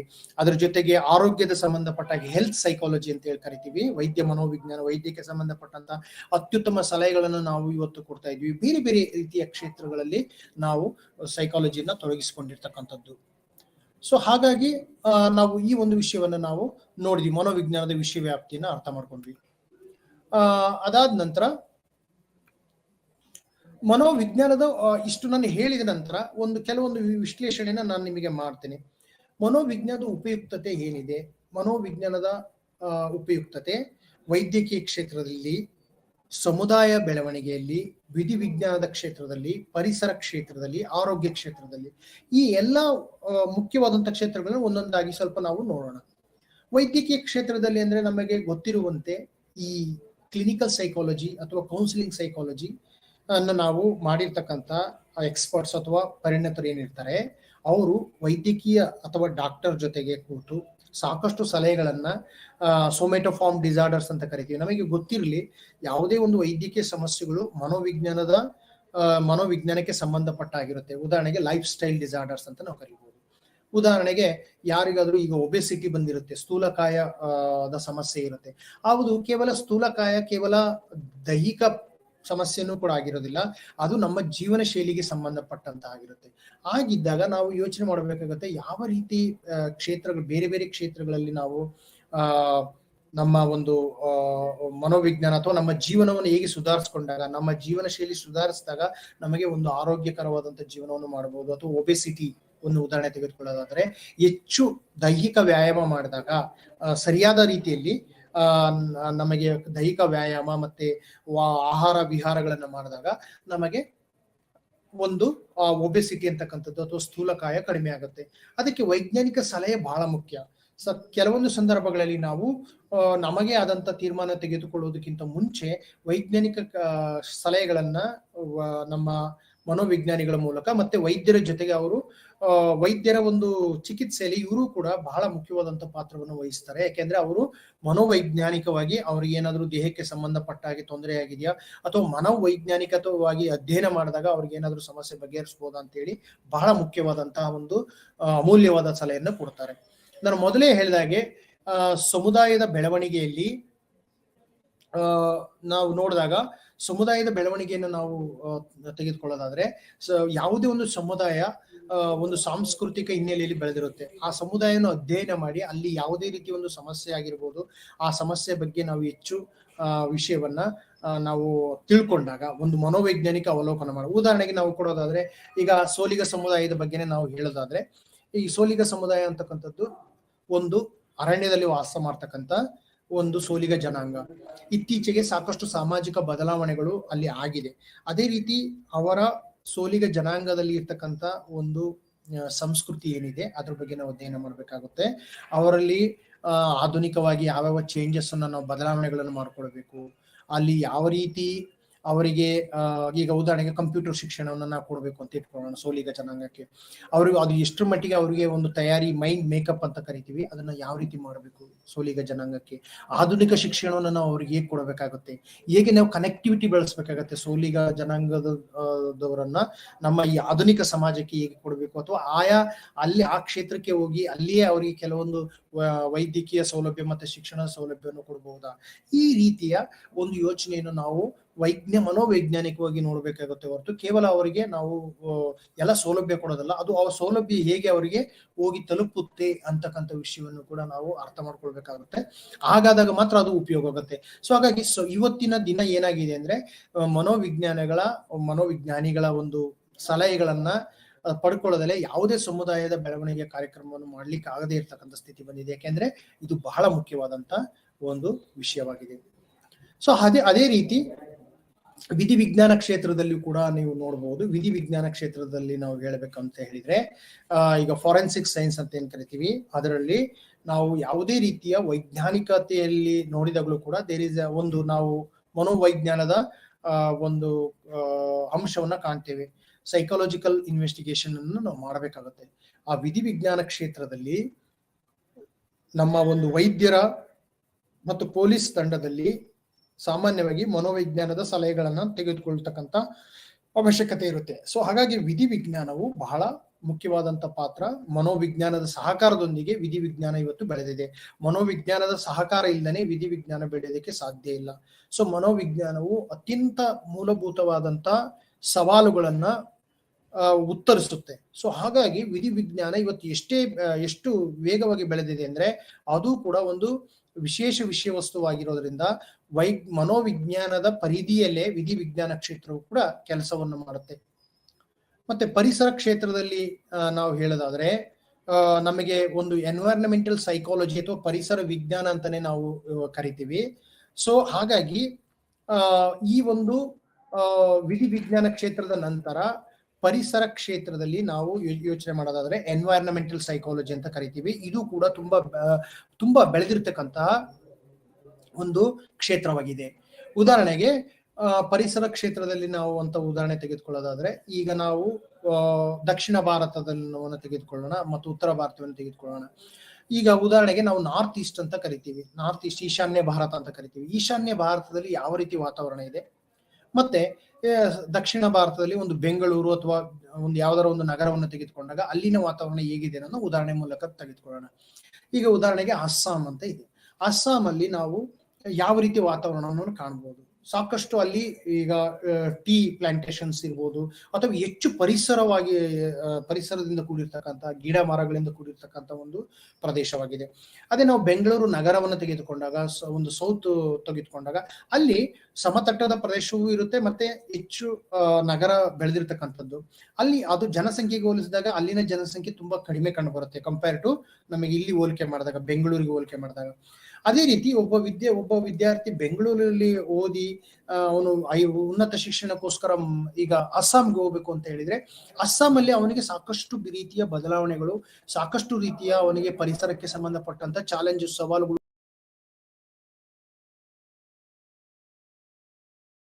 ಪರಿಸರ ಇರುತ್ತೆ.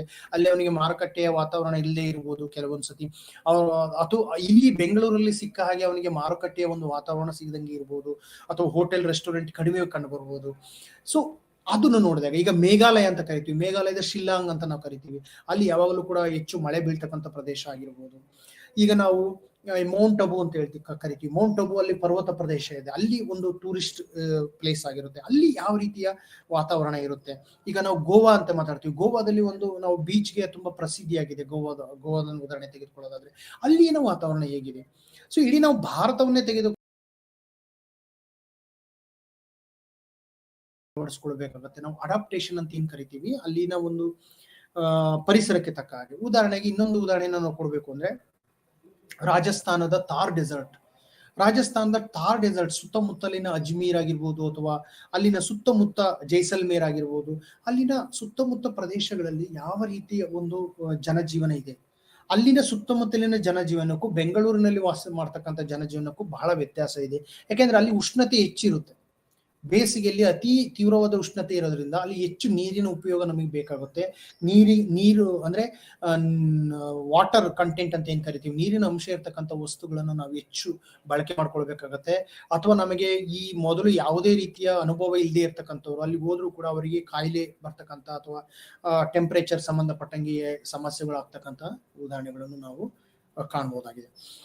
ಸೊ ಆ ರೀತಿ ನಾವು ಪರಿಸರವನ್ನ ಇದಷ್ಟೇ ಅಲ್ಲದೆ ಪರಿಸರಕ್ಕೆ ಸಂಬಂಧಪಟ್ಟಾಗಿ ಹೇಗೆ ಮನೋವಿಜ್ಞಾನ ಹೆಲ್ಪ್ ಮಾಡುತ್ತೆ ಅಂತ ಇನ್ನೊಂದು ನಾವೆರಡು ಉದಾಹರಣೆಗಳು ತೆಗೆದುಕೊಳ್ಳೋದಾದ್ರೆ, ಈಗ ನಾವು ಕ್ರೌಡ್ ಮ್ಯಾನೇಜ್ಮೆಂಟ್ ಅಂತ ಕರಿತೀವಿ. ಅಂದ್ರೆ ಜನಸಂಖ್ಯೆಯನ್ನು ಹೇಗೆ ನಿಯಂತ್ರಣ ಮಾಡಬೇಕು, ಜನಸಾಂದ್ರತೆಯನ್ನು ಹೇಗೆ ನಿಯಂತ್ರಣ ಮಾಡಬೇಕು ಅಂತಕ್ಕಂಥದ್ದು ಕೂಡ ಪರಿಸರದ ವಿಜ್ಞಾನದ ಬಹಳ ಮುಖ್ಯವಾದಂತ ವಿಷಯಗಳಿದೆ. ಈಗ ನಿಮ್ಗೆಲ್ಲ ಗೊತ್ತಿರಬೇಕು, ನಗರ ಪ್ರದೇಶಗಳಲ್ಲಿ ಹೆಚ್ಚು ಜನಸಂಖ್ಯೆ ಬೆಳೀತಾ ಇದೆ.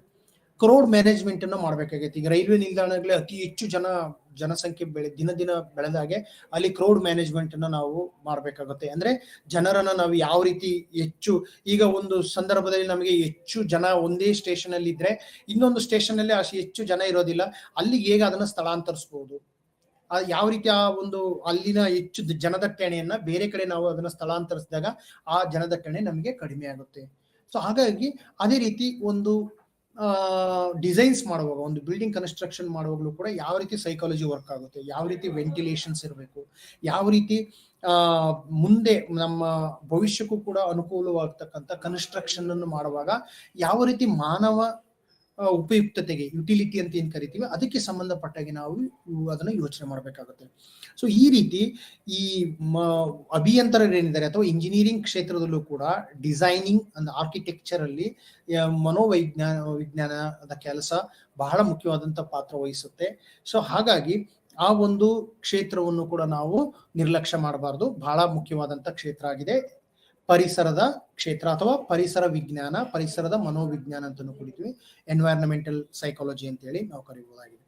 ಅದಾದ ನಂತರ ಆರೋಗ್ಯ ಕ್ಷೇತ್ರದಲ್ಲಿ ಮೊದಲೇ ಹೇಳಿದ ಹಾಗೆ ಹೆಲ್ತ್ ಸೈಕಾಲಜಿಲಿ ನಮಗೆ ಸೊಮೆಟೋಫಾರ್ಮ್ ಡಿಸಾರ್ಡರ್ಸ್ ಅಥವಾ ಸೊಮೆಟೋಫಾರ್ಮ್ ಡಿಸಾರ್ಡರ್ಸ್ ಅಂತ ನಾವು ಹೇಗೆ ಕರಿತೀವಿ ಅಂದ್ರೆ, ಯಾವುದೇ ಒಂದು ಮನೋರೋಗ, ದೈಹಿಕ ರೋಗ ಆಗಿರ್ಬೋದು, ಅದರಲ್ಲಿ ಒಂದಲ್ಲ ಒಂದು ರೀತಿ ಮನುಷ್ಯನ ಮನಸ್ಸಿನ ಮೇಲೆ ಪ್ರಭಾವ ಬೀರಿರುತ್ತೆ. ಆ ಮನುಷ್ಯನ ಪ್ರಭಾವ ಬೀರಿರ್ತಕ್ಕಂತಹ ಯಾವುದೇ ಅಂಶಗಳು ಆಗಿರ್ಬೋದು ಅದನ್ನ ನಾವು ತಿಳ್ಕೊಳ್ಬೇಕು. ಹೆಚ್ಚು ಸಂದರ್ಭಗಳಲ್ಲಿ ನಮ್ಮ ದೈಹಿಕ ಕಾಯಿಲೆಗಳಂತೂ ನಾವ್ ಏನಂದ್ಕೊಂಡಿರ್ತೀವಿ ಅದು ನಮ್ಮ ಮಾನಸಿಕ ಒತ್ತಡದಿಂದ ಆಗಿರ್ತಕ್ಕಂಥ ಕಾರಣಗಳಾಗಿರುತ್ತೆ. ಮನೋವೈಜ್ಞಾನಿಕ ಅವಲೋಕನವನ್ನ ನಾವು ಮಾಡ್ಕೊಳ್ಬೇಕಾಗುತ್ತೆ. ಯಾವಾಗ ಅಂದ್ರೆ ಮಾನಸಿಕ ಒತ್ತಡದಿಂದ ಸಾಕಷ್ಟು ಕಾಯಿಲೆಗಳು ನಮಗೆ ಬರ್ತವೆ. ಉದಾಹರಣೆಗೆ ನಾವು ಹೇಳೋದಾದ್ರೆ ಡಯಾಬಿಟಿಸ್ ಆಗಿರ್ಬೋದು, ಹೈ ಬ್ಲಡ್ ಪ್ರೆಷರ್ಸ್ ಏನಂತ ಕರಿತೀವಿ, CHD ಅಂತ ಏನ್ ಕರಿತೀವಿ, ಕೊರೋನರಿ ಹಾರ್ಟ್ ಡಿಸೀಸಸ್ ಅಂತ, ಹೃದಯ ನಾಳಕ್ಕೆ ಸಂಬಂಧಪಟ್ಟಂತಹ ಸಮಸ್ಯೆಗಳಾಗಿರ್ತವೆ. ಅದು ನಮ್ಮ ವರ್ತನೆ ಮೂಲಕ ಅರ್ಥ ಮಾಡ್ಕೊಳ್ಬಹುದು. ಉದಾಹರಣೆಗೆ ನಾವು ಹೇಳೋದಾದ್ರೆ ಎ ಟೈಪ್ ಪರ್ಸನಾಲಿಟಿ ಅಂತ ನಾವು ಕರಿತೀವಿ. ಅವರು ತುಂಬಾ ಒತ್ತಡಕ್ಕೆ ಹೆಚ್ಚು ಒಳಗಾಗ್ತಾರೆ. ಎ ಟೈಪ್ ಪರ್ಸನಾಲಿಟಿ ಅವರ ವರ್ತನೆ ಹೇಗೆ, ಅವರು ಸಣ್ಣ ವಿಷಯಗಳಿಗೆ ಕೋಪ ಮಾಡ್ತಕ್ಕಂಥದ್ದು, ಮತ್ತೆ ಹೆಚ್ಚು ನರ್ವಸ್ ಆಗ್ತಕ್ಕಂಥದ್ದು ಇರ್ಲಿ, ಹೆಚ್ಚು ಅವರು ಒಂದು ಭಾವನಾತ್ಮಕತೆಯನ್ನು ಪ್ರದರ್ಶಿಸ್ತಕ್ಕಂಥದ್ದಾಗಲಿ, ಅವರು ಸಾಮಾನ್ಯವಾಗಿ ಹಲವಾರು ರೀತಿಯ ರೋಗಗಳಿಗೆ ತುತ್ತಾಗ್ತಾರೆ. ಸೊ ಈ ರೀತಿ ಪ್ರತಿಯೊಂದು ಆಸ್ಪತ್ರೆ ಅಥವಾ ಆಸ್ಪತ್ರೆಗಳು ಇಂದಿನ ದಿನ ಮನೋವಿಜ್ಞಾನಿಗಳ ಸಲಹೆಯನ್ನು ತೆಗೆದುಕೊಳ್ತಾರೆ. ಉದಾಹರಣೆಗೆ ಕ್ಲಿನಿಕಲ್ ಸೈಕಾಲಜಿಸ್ಟ್ ಅಂತ ಹೇಳಿ ನಾವು ಕಾಣ್ಬೋದು.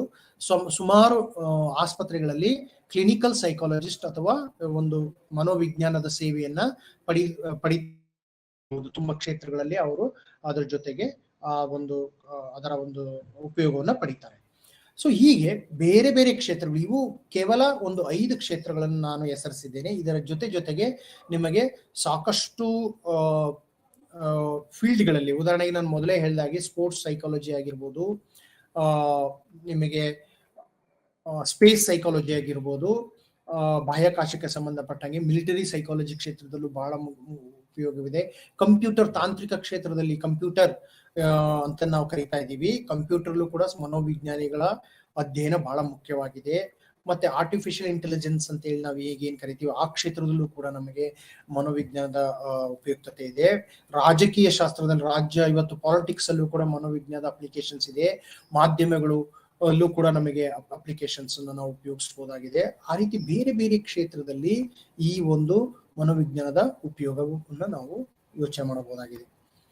ಮೊದಲೇ ಹೇಳಿದಾಗೆ ಸಾಮಾಜಿಕ ಮತ್ತು ಸಾಂಸ್ಕೃತಿಕ ಪ್ರಕ್ರಿಯೆ ಮನೋವಿಜ್ಞಾನ ಕೇವಲ ಶುದ್ಧ ವಿಜ್ಞಾನವಾಗಿರದೆ, ನಾನು ಮೊದಲೇ ಹೇಳಿದ ಹಾಗೆ ಶುದ್ಧ ವಿಜ್ಞಾನ ಕೇವಲ ಶುದ್ಧವಾಗಿ ಹೇಳಿದ ಅಲ್ಲದೆ ಇದರಲ್ಲಿ ಸಾಕಷ್ಟು ಎಕ್ಸ್ಪ್ಲನೇಷನ್ಸ್ ಅಥವಾ ವಿವರಣೆಯನ್ನು ನಾವು ಪಡೆಯಬಹುದಾಗಿದೆ.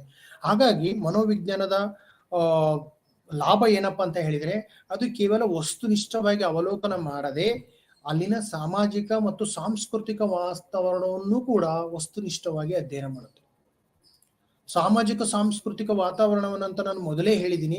ಯಾವುದೇ ಒಬ್ಬ, ಉದಾಹರಣೆಗೆ ನಾವು ತೆಗೆದುಕೊಳ್ಳೋದಾದ್ರೆ, ಯಾವುದೇ ಒಬ್ಬ ವ್ಯಕ್ತಿಯನ್ನ, ವಿದ್ಯಾರ್ಥಿಯನ್ನ, ಅವನು ಓದಿರ್ತಕ್ಕಂಥ ವಾತಾವರಣವನ್ನು ನಾವು ಅಳತೆ ಮಾಡಬೇಕಾಗುತ್ತೆ. ಕೇವಲ ಅವನು ಪಡೆದಿರ್ತಕ್ಕಂಥ ಅಂಕಗಳ ಮೇಲೆ ನಾವು ಒಬ್ಬ ವಿದ್ಯಾರ್ಥಿ ಹೇಗಿದ್ದಾನೆ ಅಂತಕ್ಕಂಥ ನಾವು ಹೇಳಕ್ಕಾಗೋದಿಲ್ಲ.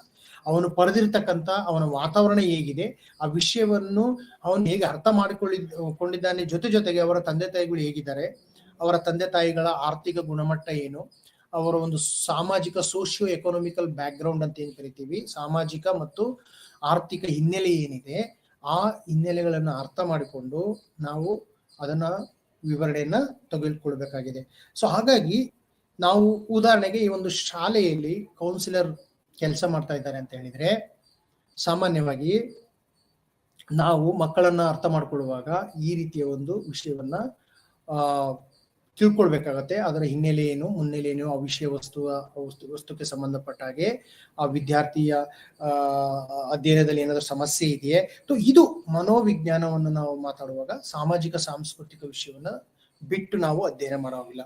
ಸೊ ಹಾಗಾಗಿ ಇದು ಬಹಳ ಮುಖ್ಯವಾಗಿ ಸಾಂಸ್ಕೃತಿಕ ಅಧ್ಯಯನವನ್ನು ಕೂಡ ಮಾಡುತ್ತೆ. ಒಂದು ಸಂಸ್ಕೃತಿಯನ್ನು ತಿಳಿದುಕೊಳ್ಳಬೇಕಾಗುತ್ತೆ. ಉದಾಹರಣೆಗೆ ನಾವು ಈಗ ಮನೋವಿಜ್ಞಾನದ ಅಧ್ಯಯನ ಮಾಡುವಾಗ ನಮಗೆ ಸಮಾಜಶಾಸ್ತ್ರದ ವಿಷಯದ ಒಂದು ವಸ್ತು ಕೂಡ ನಮಗೆ ಇರಬೇಕು. ಸಮಾಜಶಾಸ್ತ್ರದ ವಿಷಯ ವಸ್ತು ಬಗ್ಗೆ ಕೂಡ ಜ್ಞಾನ ಇರಬೇಕು. ಸಮಾಜದ ಬಗ್ಗೆ ನಮಗೆ ಯಾವುದೇ ಅರಿವಿಲ್ಲ ಅಂತ ಹೇಳಿದ್ರೆ ನಾವು ಆ ಒಂದು ಸಂಸ್ಕೃತಿ ಅಥವಾ ಸಮುದಾಯವನ್ನ ನಾವು ಅರ್ಥ ಮಾಡ್ಕೊಳ್ಳೋಕ್ಕಾಗೋದಿಲ್ಲ. ಸೊ ಕನಿಷ್ಠ ಮೂಲಭೂತ ಜ್ಞಾನ ಸಮಾಜಶಾಸ್ತ್ರದ ಬಗ್ಗೆ, ಮನೋವಿಜ್ಞಾನ ಅಂದ್ರೆ ಈ ಮನಃಶಾಸ್ತ್ರ ಅಂತ ಏನ್ ಕರಿತೀವಿ, ಮನುಷ್ಯನ ವಿಜ್ಞಾನ ಇದೆ, ಅದ್ರ ಬಗ್ಗೆನೂ ಕೂಡ ನಾವು ಆಂಥ್ರೋಪಾಲಜಿ ಅಂತ ಏನ್ ಕರಿತೀವಿ, ಅದ್ರ ಬಗ್ಗೆನೂ ಕೂಡ ನಮಗೆ ಕೆಲವೊಂದು ವಿಷಯಗಳು ಗೊತ್ತಾಗಿರ್ಬೇಕಾಗುತ್ತೆ.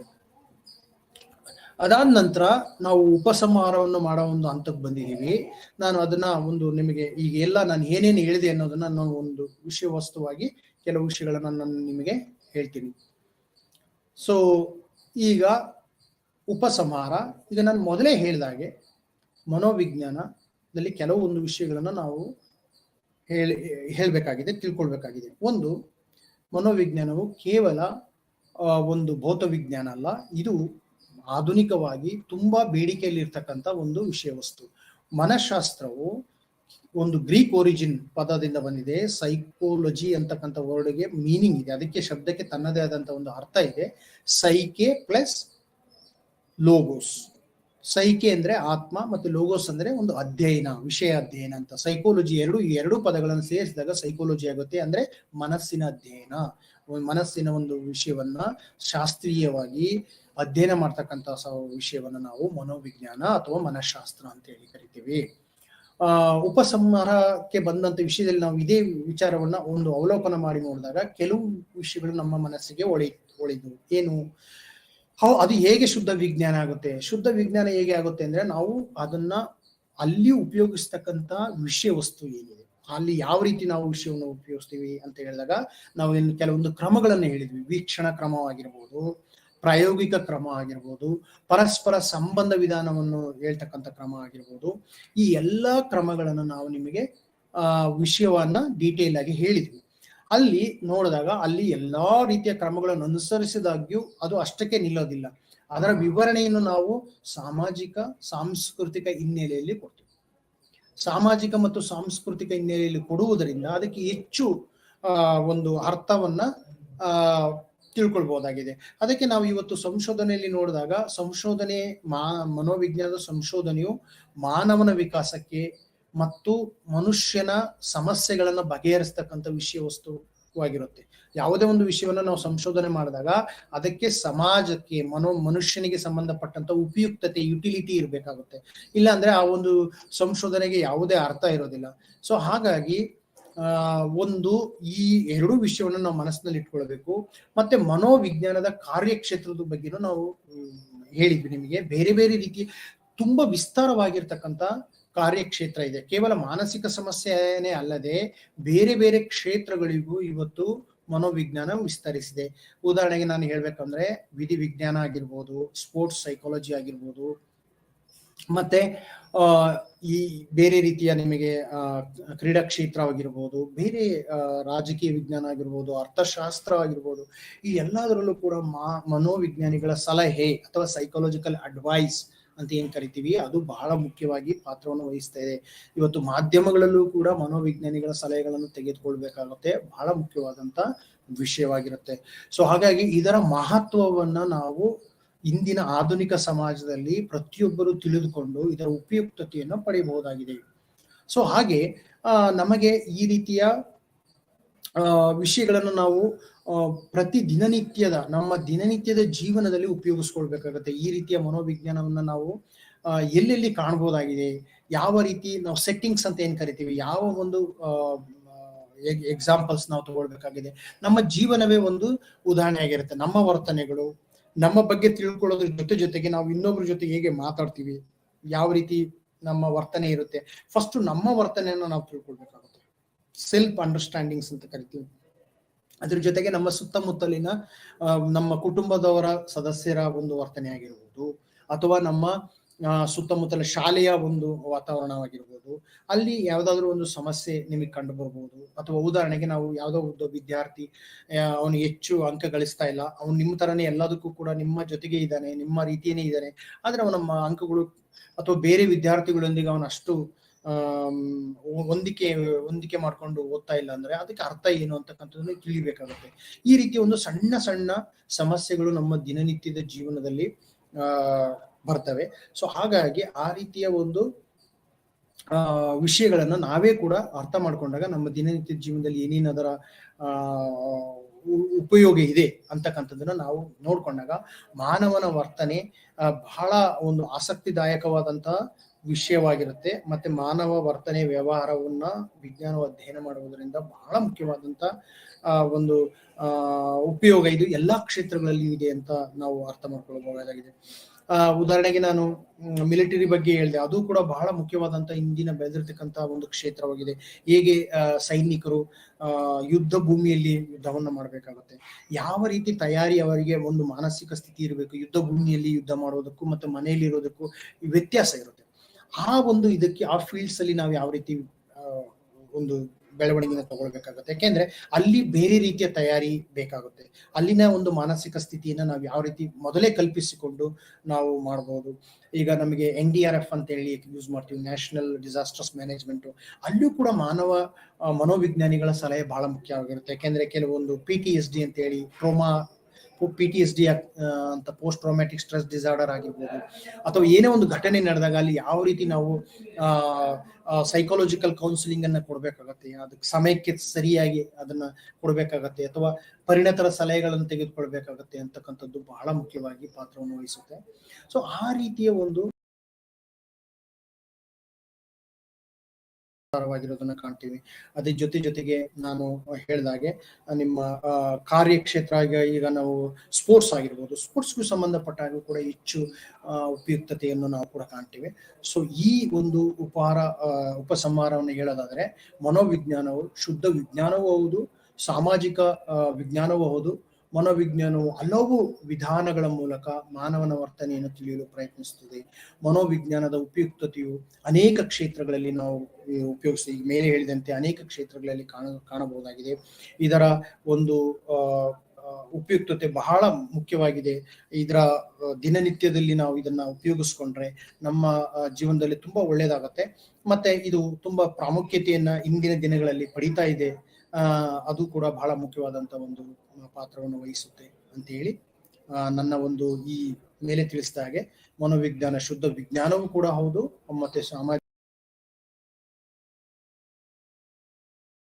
ಮಾನವನ ವರ್ತನೆಯನ್ನು ತಿಳಿಯಲು ಪ್ರಯತ್ನಿಸುತ್ತೆ.